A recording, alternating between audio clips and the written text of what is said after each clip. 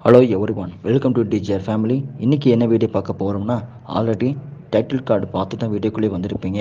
அதாவது gate exam pass ஆனால் இவ்வளோ பெனிஃபிட்ஸ் இருக்குதா அப்படிங்கிற ஐடியா இந்த வீடியோ முடிக்கும்போது உங்களுக்கு கிடைக்கும்.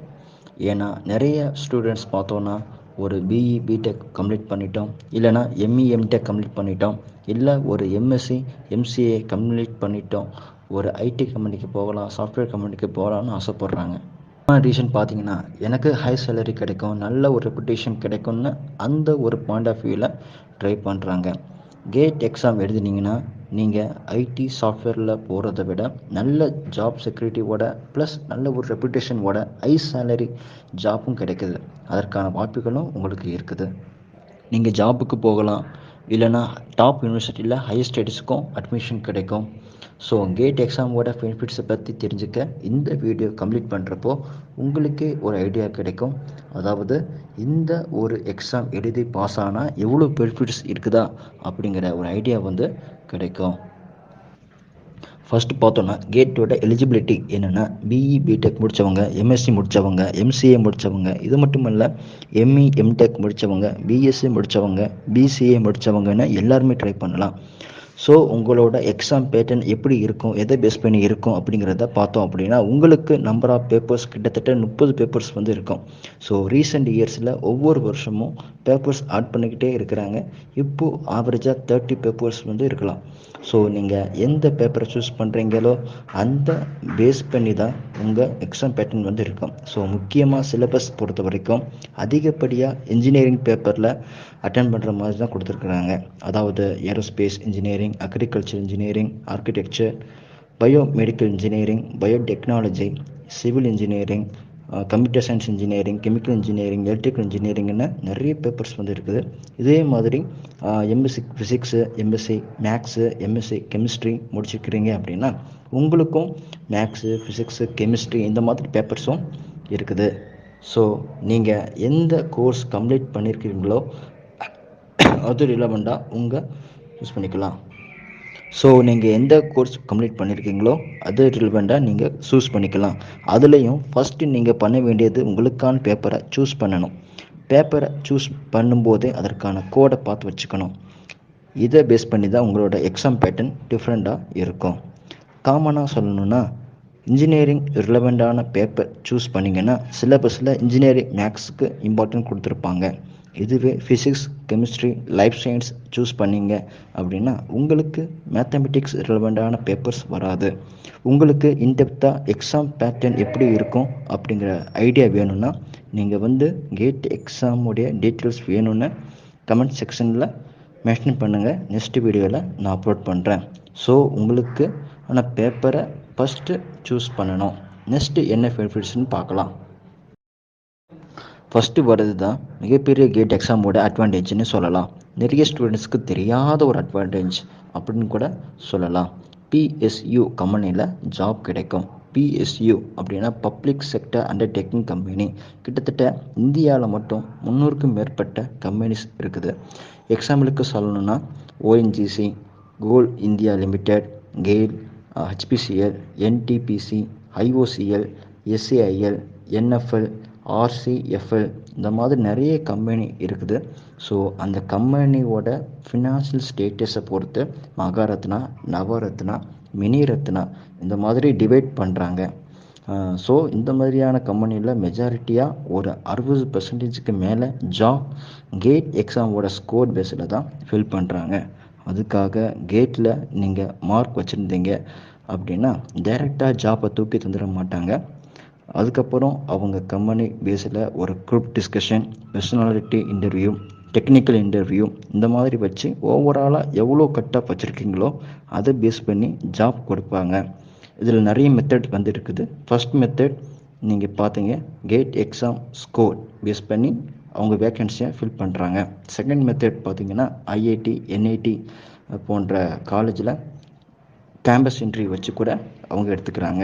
மூணாவது மெத்தட் பார்த்தீங்க அப்படின்னா யூஜிஎஸ் நெட் எக்ஸாம் வச்சும் அவங்க வேக்கன்சியை ஃபில் பண்ணுறாங்க. ஃபோர்த் மெத்தட் பார்த்தீங்கன்னா எதுவுமே இல்லாத பட்சத்துக்கு அவங்களுடைய அஃபிஷியல் வெப்சைட்டில் நோட்டிஃபிகேஷன் வச்சும் கூட அவங்க வேக்கன்சியை ஃபில் பண்ணிக்கிறாங்க. ஸோ கம்பெனியை பொறுத்து ஜாப் பொசிஷன், ரூல்ஸ், சேலரி எல்லாமே டிஃப்ரெண்ட்டாக இருக்கும். அது மட்டும் இல்லை, அவங்க கேட்குற ஸ்ட்ரீமும் டிஃப்ரெண்ட்டாக இருக்கும். ஒரு சில இடத்துல சிஎஸ்சி, ஐடி முடித்தவங்க கேட்குறாங்க, ஒரு சில இடத்துல ட்ரிபிள்இ முடித்தவங்க, ஒரு சில இடத்துல சிவில் மெக்கானிக்கலுக்கு அதிக இம்பார்ட்டன்ட் கொடுக்குறாங்க. ஸோ கண்டினியூவாக அவங்க வெப்சைட்டை செக் பண்ணிக்கிட்டே இருந்தீங்கன்னா கண்டிப்பாக ஒரு ஐடியா கிடைக்கும். பட் மெஜாரிட்டியாக கேட் எக்ஸாமோட ஸ்கோர் பேஸில் ஜாப் கொடுத்துட்ருக்குறாங்க. பிஎஸ்யூ கம்பெனி ஜாப் அப்படின்னா ஒரு சென்ட்ரல் கவர்மெண்ட் ஜாப்க்கு ஈக்குவலான ஒரு ஜாப் தான். அந்த அளவுக்கு உங்களுக்கு சேலரி வந்து கிடைக்குது, ப்ளஸ் பென்ஷன். சப்போஸ் நீங்கள் ஹையர் ஸ்டடீஸ் பண்ணுறீங்க அப்படின்னா அதுக்கு லீவ் ப்ளஸ் சேலரி, இது மாதிரி நிறைய பெனிஃபிட்ஸ் வந்து இருக்குது. ஸோ இன்ட்ரெஸ்ட் இருக்குன்னா கண்டிப்பாக ட்ரை பண்ணி பாருங்கள். முடிஞ்ச அளவுக்கு கேட் எக்ஸாம் எழுதுறீங்க அப்படின்னா இந்த மாதிரி பிஎஸ்சிக்கு ட்ரை பண்ணி பாருங்கள். கேட் எக்ஸாமில் ரொம்ப ஹை லெவலில் மார்க் வச்சுருக்கணும்னு அவசியம் இல்லை. ஒரு ஆவரேஜாக மார்க் வச்சுருந்தாலே நிறைய பிஎஸ்யூ கம்பெனியில் அக்செப்ட் பண்ணிக்கிறாங்க. செகண்ட் ஒன், இது மோஸ்ட்லி எல்லாருக்கும் தெரிஞ்ச ஒரு பெனிஃபிட் தான். நீங்கள் நார்மலாக இன்ஜினியரிங் படிக்கிற ஒரு ஸ்டூடெண்ட்டுக்கிட்ட போய் கேட் எக்ஸாம் எழுதுறதுனால என்ன பெனிஃபிட்னு கேட்டிங்கன்னா இது ஒன்று தான் சொல்லுவாங்க. அதாவது ME, MTech course top level காலேஜில் படிக்கலாம் அப்படிங்கிறத. முக்கியமாக அதுலேயும் நிறைய ஸ்டூடெண்ட்ஸுக்கு அந்த டாப் லெவல்ஸ் காலேஜ் என்ன அப்படிங்கிற அவேர்னஸ் கூட இல்லாமல் இருக்கிறாங்க. ஸோ ஃபர்ஸ்ட் ஒன் பெனிஃபிட் என்னென்னா, admission in MTech and ME, MSc course through GATE எக்ஸாம்போட ஸ்கோர் பேஸில் படிக்கலாம். என்ன மாதிரியான காலேஜில் கிடைக்கும்னு பார்த்தீங்கன்னா ஐஐடி, என்ஐடி, ஐஏஎஸ்சி அந்த மாதிரியான காலேஜில் உங்களுக்கு அட்மிஷன் கிடைக்கும். அதுக்கப்புறம் கவுன்சிலிங் நடக்கும். அந்த கவுன்சிலிங்கில் கேட் ஸ்கோர் பேஸ் பண்ணி அட்மிஷன் வாங்கிக்கலாம். நெக்ஸ்ட் ஒன் பெனிஃபிட் என்னென்னா, ஒரு சில இடத்துல நீங்கள் எம்இ, எம்டெக் படிக்கிறதுக்கு கேட் எக்ஸாமோட ஸ்கோர் பேஸில் ஸ்டைப்பண்ட் கூட கிடைக்கிறதுக்கு நிறைய வாய்ப்புகள் இருக்குது. ஸ்டைப்பண்ட்னா உங்களுக்கு இயர்லி இவ்வளோன்னு குறிப்பிட்ட அமௌண்ட் ஸ்காலர்ஷிப் மாதிரி கொடுக்குறாங்க. ஸோ இது காலேஜ், யூனிவர்சிட்டி அவங்களுடைய ரூல்ஸ் படி ப்ளஸ் உங்களோட கேட்டகரி பொறுத்து டிஃப்ரெண்ட் ஆகும். இதுவும் ஒரு மெயினான அட்வான்டேஜ் தான். ஸோ எம்இ, எம்டெக்கு அட்மிஷன் கிடைக்கும் டாப் லெவல் காலேஜில். அதுலேயும் ஒரு சில ஸ்டூடெண்ட்ஸுக்கு ஸ்டைப்பண்ட் வந்து இந்த எக்ஸாமோட ஸ்கோர் பேஸில் கிடைக்குது. நீங்கள் எம்இ, எம்டெக் போடுறீங்க அப்படின்னா அதுக்கான டூரேஷன் 2 இயர்ஸ். இதில் மொத்தம் 4 செமஸ்டர் வந்துருக்கும். ஃபஸ்ட்டு 3 செமஸ்டர் நீங்கள் தியரி வந்து படிப்பீங்க. லாஸ்ட் செமஸ்டரில் நீங்கள் ப்ராஜெக்ட் பண்ணணும். அது மட்டும் இல்லை, நீங்கள் கேட் எக்ஸாமில் நல்ல ஸ்கோர் நீங்கள் எடுத்திருந்தீங்க அப்படின்னா அதுக்கான ஸ்டைப்பண்டும் நீங்கள் கிடைக்கும், 12,400 பெர் மந்த்து.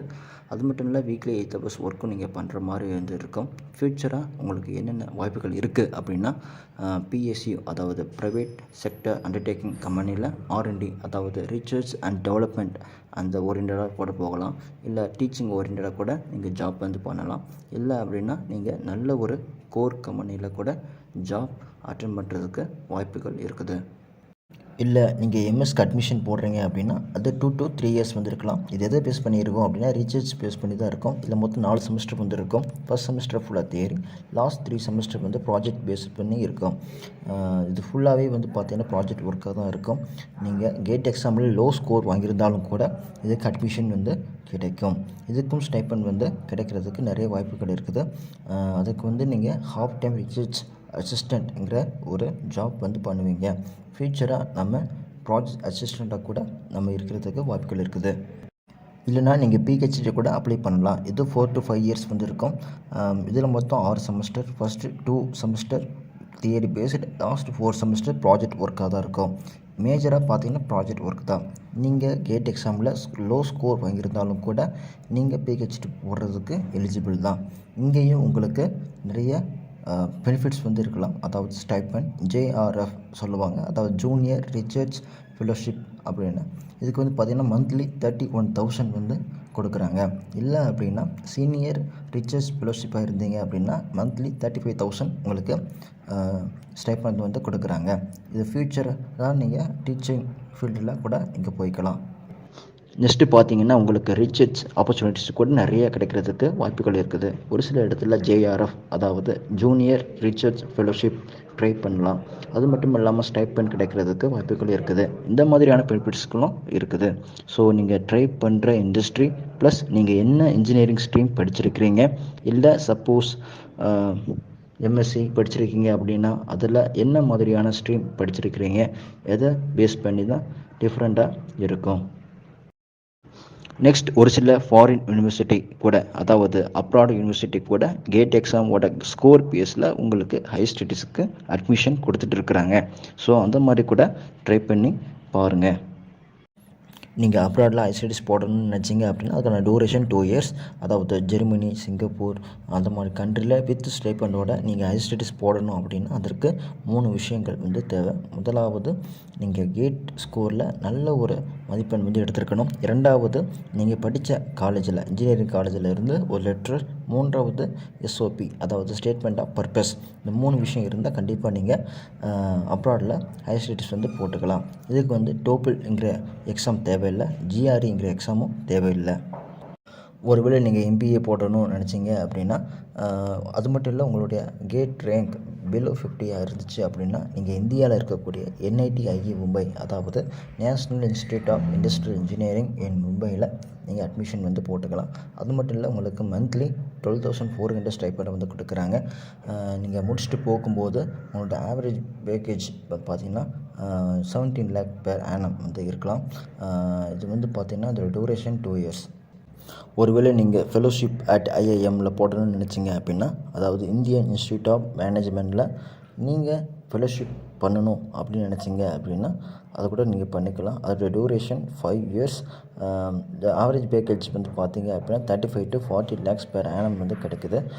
இங்கே ஸ்டைப்பண்ட் பார்த்தீங்க அப்படின்னா 20 to 30K ஸ்டைப்பண்ட் பெர் மந்த்துக்கு கொடுக்குறாங்க, டிபெண்டிங் அப்பான் த காலேஜ். ஒரு சில இடத்துல காலேஜில் அசிஸ்டன்ட் ப்ரொஃபஸர் ஜாப் ட்ரை பண்ண போகிறீங்க அப்படின்னா, அதாவது ME MTech முடிச்சுட்டு காலேஜில் அசிஸ்டன்ட் ப்ரொஃபஸர் ஜாப் ட்ரை பண்ண போகிறீங்க அப்படின்னா உங்களோட கேட் எக்ஸாம் ஸ்கோர் பேஸில் ஜாப் கொடுக்கறதுக்கு வாய்ப்புகள் நிறையவே இருக்குது. உங்களுக்கு ப்ரிஃபரன்ஸ் தரவும் வாய்ப்புகள் இருக்குது. இந்த கேட் எக்ஸாமோட ஸ்கோர் வேலிடிட்டி பார்த்தீங்கன்னா 3 வருஷம் நீங்கள் யூஸ் பண்ணிக்கலாம். அந்த 3 வருஷம் என்னென்ன வாய்ப்புகள் இருக்குதோ எல்லாமே யூஸ் பண்ணி பாருங்கள். சப்போஸ் ME MTech படிக்கணுன்னா அந்த மாதிரி ட்ரை பண்ணி பாருங்கள். இல்லை PSU கம்பெனியில் அந்த 3 வருஷம் ஏதாவது வேக்கன்சி அனௌன்ஸ் பண்ணுறாங்க அப்படின்னா உங்கள் ஸ்ட்ரீமுக்கு தகுந்த மாதிரி வேக்கன்சி வருது அப்படின்னா கூட கண்டிப்பாக ட்ரை பண்ணி பாருங்கள். நெக்ஸ்ட், ஒரு சில ப்ரைவேட் கம்பெனியில் கூட பார்த்தீங்கன்னா, அதாவது ஆல்ரெடி பார்த்த அசிஸ்டன்ட் ப்ரொஃபஸர் ஜாப்புக்கு ட்ரை பண்ணுறீங்கள, அதே மாதிரி ஒரு ப்ரைவேட் கம்பெனியில் ஜாப் ட்ரை பண்ணுறீங்க அப்படின்னா உங்கள் ரெஸ்யூமில் இந்த மாதிரி கேட் எக்ஸாமில் இவ்வளோ ஸ்கோர் வச்சுருக்கிறேன்னு மென்ஷன் பண்ணிங்கன்னா கண்டிப்பாக அந்த இடத்துல உங்களுக்கு ஜாப் ப்ரிஃபரன்ஸ் தர்றதுக்கு நிறையவே வாய்ப்புகள் இருக்குது. ஸோ இந்த மாதிரி நிறைய பெனிஃபிட்ஸ் இருக்குது. ஸோ முடிஞ்ச அளவுக்கு கேட் எக்ஸாமோட ஸ்கோரை யூஸ் பண்ணி நிறைய இடத்துல ஜாப் ட்ரை பண்ணி பாருங்கள்.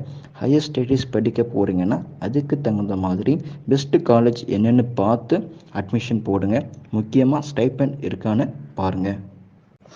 ஸோ இந்த வீடியோ கண்டிப்பாக நிறைய பேருக்கு யூஸ்ஃபுல்லாக இருந்திருக்குன்னு நினைக்கிறேன். சப்போஸ் இந்த எக்ஸாம் பற்றி இன்டெப்த்தாக ஏதாவது டீட்டெயில் வேணும்னா, ஏதாவது கொஸ்டின்ஸ் இருக்குதுன்னா கண்டிப்பாக கமெண்ட் செக்ஷனில் மென்ஷன் பண்ணுங்கள்.